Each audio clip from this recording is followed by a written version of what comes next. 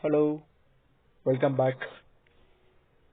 Today we are going to discuss about the verification and the valuation of various assets and liabilities, that is fixed assets. The first one is, so we have so many fixed assets.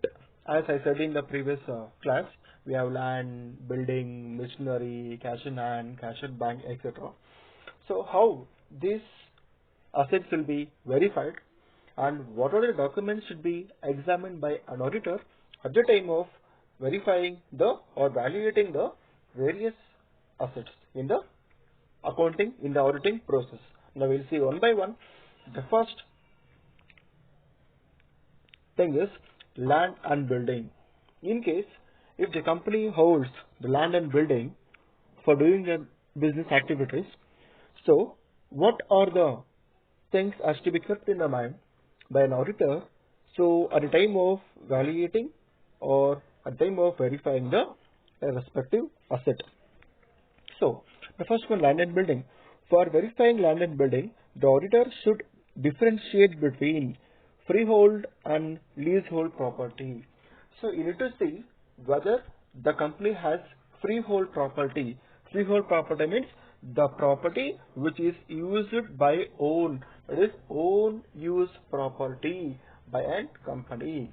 And what is leasehold property? It's a property so which has taken for the purpose of doing the business for some respective period of time, maybe for 1 year, 2 years, 3 years, by paying the money in the form of lease or rent. So you need to examine whether the asset, the land and building, whether in case if the company has the freehold property or leasehold property. Now we will see if the company has the freehold property. So in that case, what are the things has to be considered while verifying the evaluating the freehold property? The first one is, so in case of freehold property, it is own use property, land and building, the auditor should verify with the title deed to ensure the property is in the name of the client. So you need to examine the title deed. For example, the purchase deed. So when he has been purchased, from whom he has been purchased, what is the value of purchase, and also the certificate of registration. When does the registration of the asset has been done, and in case if there is any the charges given to the broker, that is the commission, it has to be mentioned in the books of account. The first one, in case if the freehold property holds by the company, so the auditor should examine the title deeds, example like purchase deed or certificate of registration or brokerage charges, etc. Second one, we should check the other documents like life encumbrance certificate, etc. to see whether the property is free of any charge. In case if the document, if the property deeds, if the title deeds has been kept in the bank, so the banker should obtain the certificate from the banker. What's the purpose for the documents has been kept? Whether the document that whether land and building is in safe or it has any burden, that is in case land and building has been kept for borrowing the purpose of loan, you have to examine what is the purpose of borrowing the loan, or whether the documents has been kept for the safe custody. So the auditor should obtain the certificate from the banker. For what purpose the document has been encumbrance with the banker. You have to obtain the certificate from the banking authority. The reason for the why the title deed has been kept with the banker. And third one, if it is mortgaged, you should verify the mortgage deed. In case if it has been kept by the company with the banker, the banker should give the certificate that, so for what purpose the deed or the title deed or the property documents has been kept for, so mortgaged. So you need to examine. And fourth one, as long as the title deed are in the order, the auditor cannot be held liable for the frauds. In case if the title deed it is not, it is in case if it has been given wrong information in the title deed, so auditor is not liable for that.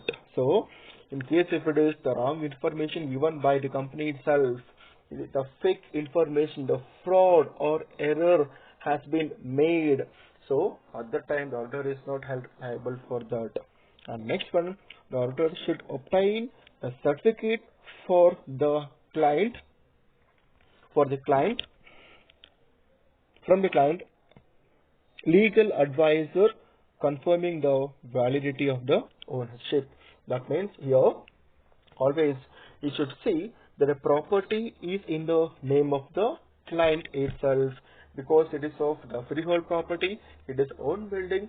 They should not the property should be in the name of the owner only. That is the client on where he is doing the auditing work.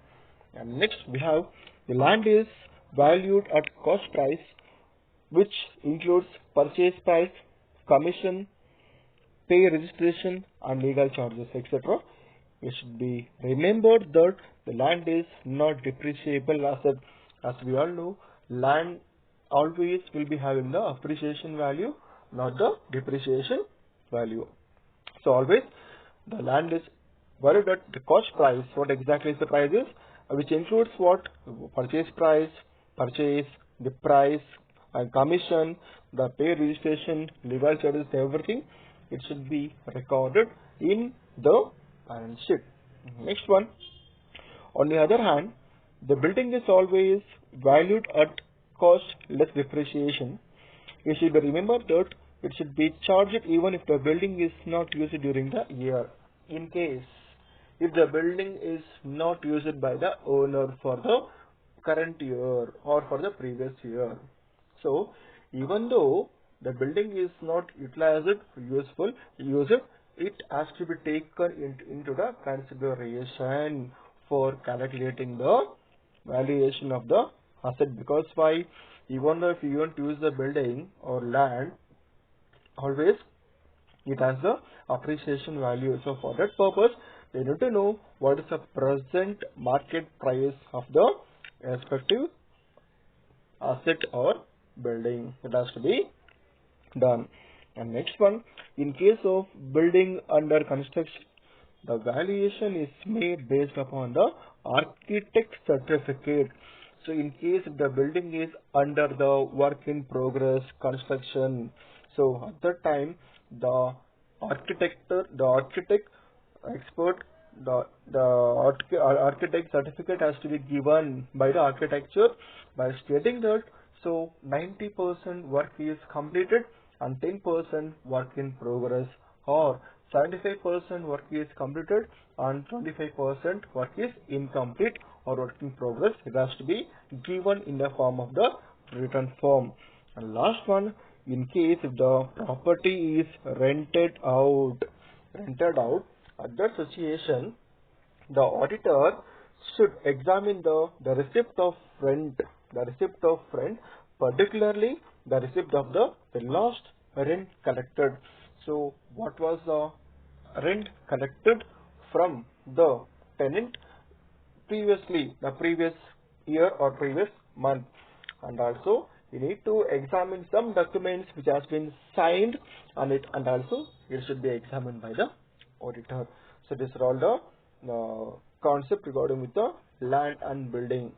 In case land and building, that is regarding with the freehold property. In case of leasehold property, second category is leasehold property. In case if the property is held in lease, you should verify the lease agreement and see whether it is registered or not.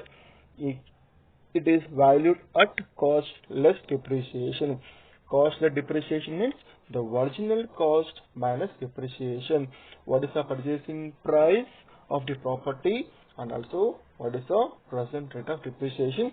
So it is not valid because always the property has the appreciation value. So in case if it has been given for the purpose of lease, so the auditor should verify the lease agreement and see whether it has been registered or not. Lease agreement says so who is the person who has taken the particular asset for the purpose of doing the business, how many years, what is the tenure, and when he is going to end up, and what is the value that he has to pay in the form of lease or rent, so on.